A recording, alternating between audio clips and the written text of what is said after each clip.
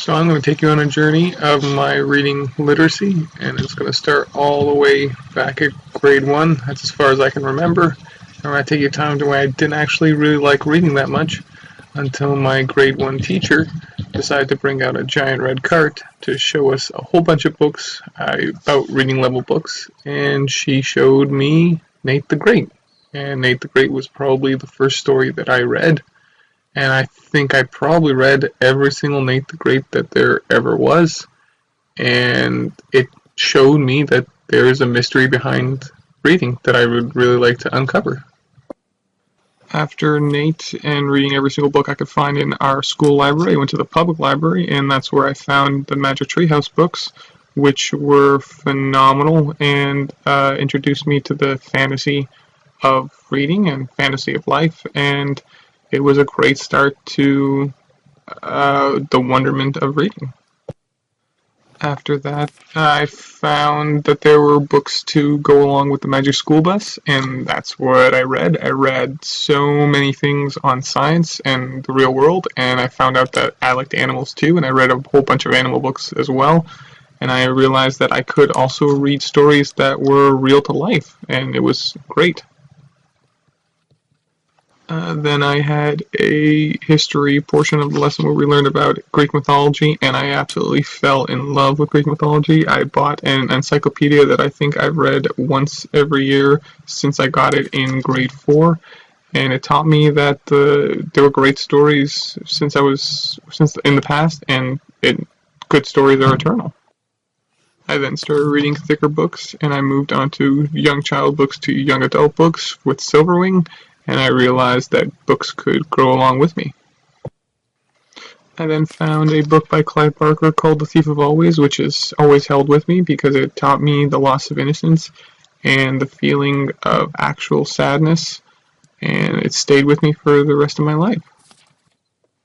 I then went back to fantasy and read Chronicles of Narnia, and found that there was a stability in questioning and not always having complete certainty in what I was thinking. It was at this point that my father told me that I had to read the classics because they were time-tested and proven, and so he made me read all of the Jules Verne's book, and although some of the vernacular was a little bit ahead of my time, I still found it very interesting, and it was fun to read about what people thought was a good story way back in the day.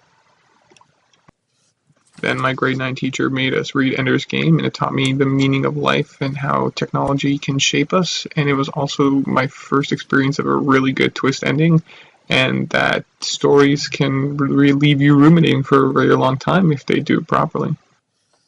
In grade 10, I finished off the series called A Series of Unfortunate Events, and it was one of the best cycle endings I've ever read, one of my favorite series. And it was also when I first got started writing poetry because my teacher, Mr. Howard, let us write freely. And to this day, I still write poetry whenever I feel like it, and it's always been really, really terrible. Okay, here comes an unpopular opinion. The year after, I finished the Harry Potter series, and it was the worst ending I ever read. It was a clear example of Deus Ex Machina, and it left me a little bit jaded. And it taught me that sometimes not all good things come to a good ending, and that I should always steel myself for a terrible ending. In grade 12, I started reading horror, and I read The Shining, which is one of the scariest books I've ever read and has always stayed with me. And I also read a little while afterwards my favorite book, which is The Gargoyle, and it taught me the beauty in metaphor and what true, intimate romance can look like. And my most recent pivotal moment was working at Indigo and seeing how I could shape the reading of future readers and children who were just starting to read, and I also got to notice the importance of graphic novels and how the most important part is in the gutter, because 1,000 deaths can occur, 1,000 thoughts can occur in that little white space.